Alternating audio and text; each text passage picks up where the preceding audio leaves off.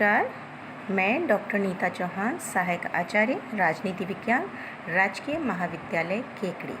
आज अपने कंटेंट में बीए थर्ड ईयर के स्टूडेंट अरस्तु के क्रांति संबंधी विचारों को देखेंगे। यूनानी नगर राज्यों के जीवन की सबसे महत्वपूर्ण विशेषता उनकी राजनीतिक अस्थिरता थी। अरस्तु ने स्वयं इस राजनीतिक अस्थिरता के दुष्परिणाम देखे थे, अतः उसने इस अस्थिरता, जिसे उसने क्रांति का नाम दिया है, इसको दूर करने के उपाय सुझाने का निश्चय किया। पॉलिटिक्स की 7वीं पुस्तक में उसने राज्य की क्रांति और संविधान में परिवर्तन लाने वाले कारणों पर प्रकाश डाला और दूसरी पुस्तक में उसने इन उपायों का सुझाव दिया है जिनके आधार पर क्रांति का प्रतिकार किया जा सकता है। अरस्तु ने क्रांति, उसके कारणों, प्रतिकार के उपायों का विवेचन ऐतिहासिक अध्ययन और पर्यवेक्षण के आधार पर किया है।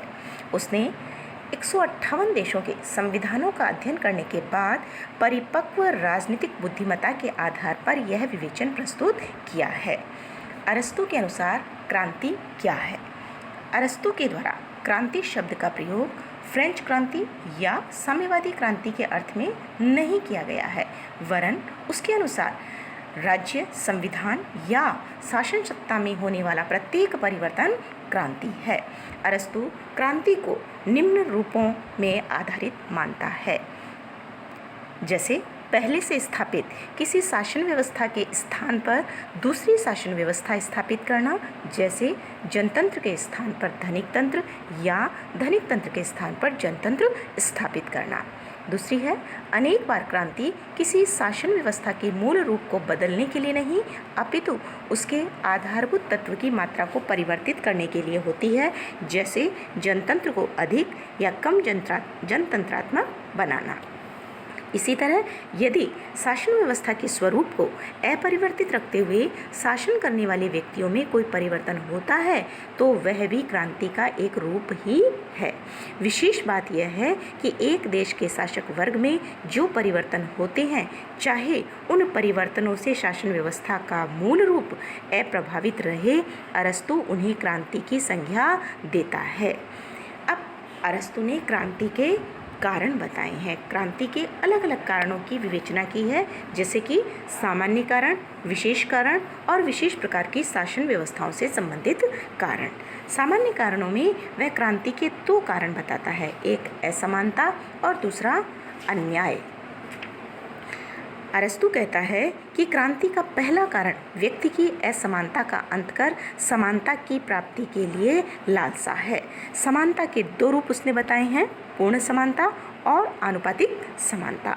सर्वसाधारण जनता पूर्ण समानता में विश्वास करती है और ये महसूस करती है कि शासकों के समान होने के बावजूद भी हमारा उचित अधिकार हमें नहीं मिल रहा है। आनुपातिक समानता का अर्थ योग्यता संबंधी समानता है और विशेष वर्ग आनुपातिक समानता की मांग करते हुए यह महसूस करता है कि धन तथा योग्यता और अन्य बातों की श्रेष्ठता के अनुपात में उन्हें राजनीतिक शक्ति में अधिक भाग नहीं मिल रहा है। पूर्ण और आनुपातिक समानता के इस पारस्परिक अवरोध का परिणाम क्रांति के रूप में हम देख सकते हैं। इसी तरह अरस्तु ने क्रांति का मूलभूत कारण अन्याय को भी बताया है। यदि एक वर्ग को जितना वह पाने का अधिकारी है उससे कम मिलता है तथा दूसरे वर्ग को जितना उसे मिलना चाहिए उससे अधिक मिलता है, तो असंतोष का उदय होता है और वह असंतोष क्रांति को जन्म देता है।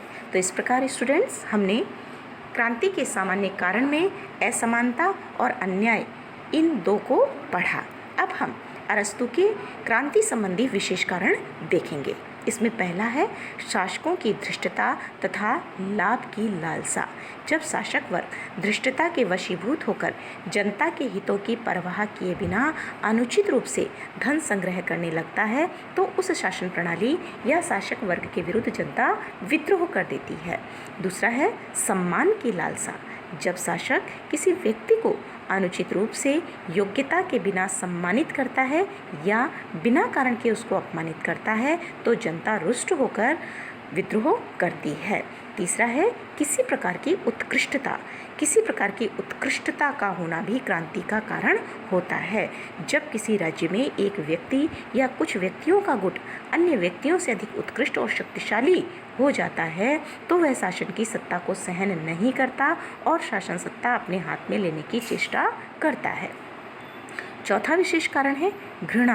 घृणा क्रांति को जन्म देती है। जैसे धनिक तंत्र में जब धनिक शासक वर्ग बहुसंख्यक किंतु अधिकार वंचित दरिद्र जनता को तिरस्कार की दृष्टि से देखता है तो ऐसी स्थिति में जनता विद्रोह कर देती है। अगला पॉइंट है भय। भय दो प्रकार से व्यक्तियों को क्रांति के लिए प्रेरित करता है, अपराध से बचने के लिए और अन्याय का प्रतिकार करने के लिए। अगला है प्रमाद। प्रमाद भी क्रांति का महत्वपूर्ण कारण है। जनता अपने आलस्य और उपेक्षा के कारण ऐसे व्यक्तियों को सत्तारूढ़ होने दे सकती है जो वर्तमान शासक के प्रति निष्ठावान नहीं होते और शासन को बदल देते हैं। अगला विदेशी या विजातीय तत्व। विदेशी या विजातीय तत्व क्रांति का कारण बनते हैं यदि राज्यों में रहने वाले विजातीय तत्वों का भावनात्मक एकीकरण न हुआ हो तो राज्य में सदैव ही क्रांति की आशंका बनी रहती है, क्योंकि ये विजातीय तत्व विदेशी शत्रुओं के साथ मिलकर राज्य के लिए संकट खड़ा कर देते हैं। इसी तरह क्षुद्र घटनाएं, कभी कभी क्षुद्र घटनाओं के गंभीर परिणाम के रूप में भी क्रांति घटित होती है। जैसे साइराक्यूज में दो कुलीन युवकों के प्रणय संबंधी कलह ने राज्य के अधिकारियों को दो वर्गों में विभक्त कर दिया और राज्य को क्रांति का सामना करना पड़ा। इसी तरह परस्पर विरोधी वर्गों का संतुलित होना क्रांति का एक महत्वपूर्ण कारण परस्पर विरोधी वर्ग जैसे धनी और निर्धन ये का राज्य में संतुलित होना भी है।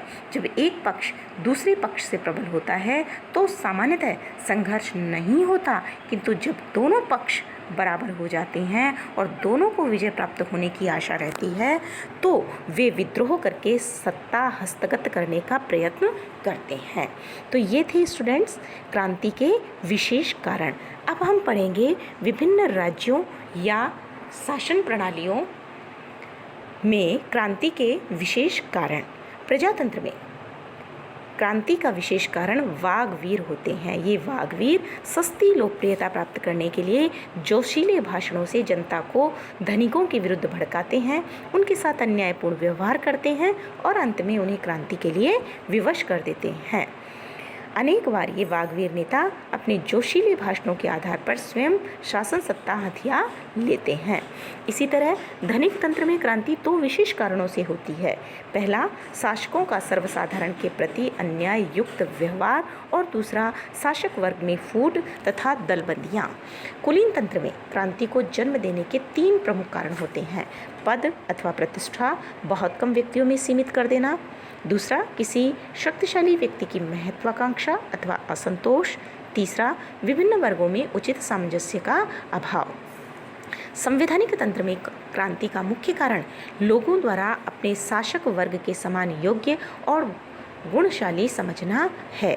राजतंत्र में क्रांति किन कारणों से होती है? शासक या सामान्य जनता के प्रति अपमानजनक व्यवहार, किसी प्रमुख व्यक्ति का व्यक्तिगत अपमान जिससे वह षड्यंत्र और विद्रोह के लिए प्रेरित हो, और विरोधी लक्षण वाले पड़ोसी राज्य का प्रभाव। तो इस प्रकार से अरस्तु के द्वारा क्रांति के कारणों की विवेचना की गई है। सामान्य कारण भी बताए हैं स्टूडेंट्स, विशेष कारण भी बताए हैं, और विभिन्न राज्यों या शासन प्रणालियों में क्रांति के जो विशेष कारण होते हैं उनको भी अरस्तु ने विवेचना की है।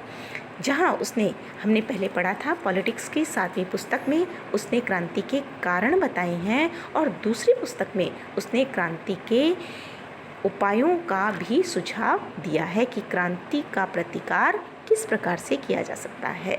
तो अरस्तु क्रांति के कारणों की विवेचना करने में अरस्तु का उद्देश्य राज्य को क्रांति से सुरक्षित रखना है। क्रांति के प्रतिकार के दो उपायों का वह उल्लेख करता है, सामान्य उपाय और विशेष उपाय। सामान्य उपायों में से कौन कौन से हैं? शासक और शासित में सद्भावनापूर्ण संबंध। क्रांति के सब प्रतिकार का सबसे प्रमुख उपाय यही हो सकता है कि शासक और शासित में सद्भावनापूर्ण संबंधों को बनाए रखा जाए। क्रांति का सबसे प्रमुख कारण अन्याय होता है और क्रांति के प्रतिकार का सबसे महत्वपूर्ण उपाय सामान्य नागरिकों में ये भावना उत्पन्न करना कि शासक वर्ग द्वारा उनके प्रति न्यायपूर्ण व्यवहार किया जा रहा है और इस दृष्टि से संविधान और शासन सभी व्यक्तियों के संतोष पर आधारित होना चाहिए। दूसरा उपाय बताया है नागरिकों को संविधान की भावना के अनुरूप शिक्षित करना। क्रांति के प्रतिकार के लिए नागरिकों को संविधान की आत्मा के अनुरूप शिक्षित किया जाना चाहिए। शिक्षा के आधार पर इस बात का प्रयत्न किया जाना चाहिए कि लोगों की सामाजिक भावनाएं, मूल्य, आदतें, व्यवहार शासन व्यवस्था के अनुरूप हो जाए। शिक्षा के आधार पर नागरिकों में शिक्षा, देशभक्ति और निस्वार्थता की भावनाओं का संचार किया जा सकता है। तीसरा सामान्य उपाय कानूनों का पालन। राज्य के स्थायित्व के लिए आवश्यक है कि कानून का पालन व्यक्तियों के स्वभाव का एक अंग बन जाए। नागरिकों के हृदय में कानून के प्रति निष्ठा उत्पन्न की जानी चाहिए। कानून के छोटे छोटे उल्लंघन पर सरकार को सजग होकर कठोर रुख अपनाना चाहिए और किसी भी रूप में कानून की अवहेलना की स्थिति को सहन नहीं किया जाना चाहिए। अगला उपाय राजनीतिक सत्ता पर एकाधिकार नहीं। राजकीय सत्ता पर एकाधिकार सामान्य जनता में असंतोष को जन्म देता है। अतः राजनीतिक सत्ता पर एक व्यक्ति या एक वर्ग का एकाधिकार नहीं होना चाहिए। अगला है भ्रष्टाचार रहित शासन। भ्रष्ट शासन अनिवार्य रूप से क्रांति को जन्म देता है। अतः शासन भ्रष्टाचार रहित होना चाहिए और पदाधिकारियों का व्यवहार तथा आचरण संदेह रहित होना चाहिए। सर्वसाधारण को जो बात राज व्यवस्था का सबसे अधिक विरोधी बनाती है वह है सार्वजनिक धन का गबन और अपव्यय। अगला है विभिन्न वर्गों में संतुलन।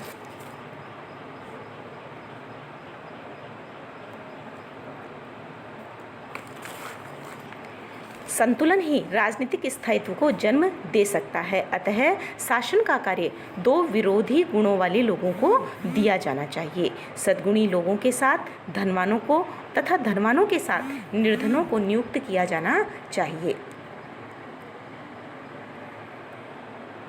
जिससे राज्य में संतुलन स्थापित रह सके। नेक्स्ट, विदेशियों की उच्च पदों पर नियुक्ति नहीं। विदेशियों को राज्य के उच्च पदों पर नियुक्त नहीं किया जाना चाहिए, अन्यथा वे प्रभावशाली होकर राज्य की स्वतंत्रता के लिए संकट बन सकते हैं। अगला है छोटे और महत्वहीन समझे जाने वाले परिवर्तनों पर दृष्टि। छोटे और महत्वहीन समझे जाने वाले जो परिवर्तन होते हैं उन पर शासक को निरंतर दृष्टि रखनी चाहिए, क्योंकि अनेक बार ये परिवर्तन क्रांति का कारण बन जाते हैं। और लास्ट, बाहरी आक्रमण का भय खड़ा करना। अरस्तु एक बड़ा उपाय ये बतलाता है कि शासक वर्ग के द्वारा नागरिकों के सामने सदैव ही बाहरी आक्रमण का भय खड़ा किया जाना चाहिए।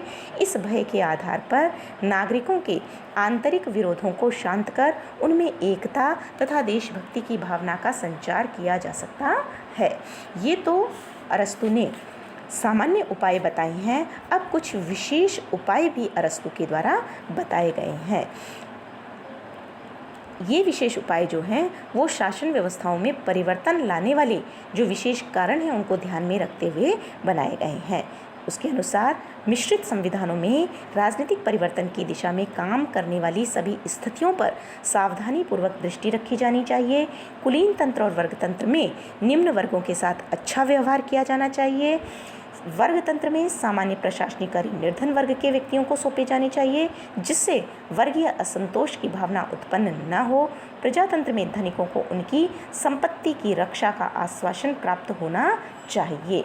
अरस्तु आतताई शासक को भी अपनी सत्ता सुरक्षित रखने के उपाय बताता है। उसके अनुसार आतताई शासक के द्वारा जासूस और विशेषतया स्त्री जासूस रखे जाने चाहिए। स्वयं निरंतर आक्रामक नीति अपनाई जानी चाहिए। कुछ आलोचक ये कहते हैं कि अरस्तु ने निम्न कोटि की शासन व्यवस्थाओं, निरंकुश शासन को भी स्थायी बनाने के जो सुझाव दिए हैं और जिन साधनों का प्रयोग करने को कहा है वह पूर्णतः अनैतिक है। इसमें संदेह नहीं कि अरस्तु सदाचारनिष्ठ जीवन की ही प्रतिष्ठा करना चाहता है। यदि उसने निकृष्ट शासन पद्धतियों के स्थायित्व के उपाय बताए हैं तो केवल वैज्ञानिक होने के नाते, अनैतिक होने के नाते नहीं। तो इस दृष्टि से अरस्तु राजनीति के प्रसिद्ध भारतीय विद्वान कौटिल्य के समीप आ जाते हैं। वस्तुतः अरस्तु के द्वारा क्रांति का जितना सुंदर, जितना प्रामाणिक विशद विवेचन किया गया है, तो यही कहा जा सकता है मैक्सी के शब्दों में कि राजनीति विज्ञान क्रांति रूपी विष का प्रतिकार करने के लिए इससे अधिक विश्वसनीय उपायों का निर्देश नहीं कर सकता।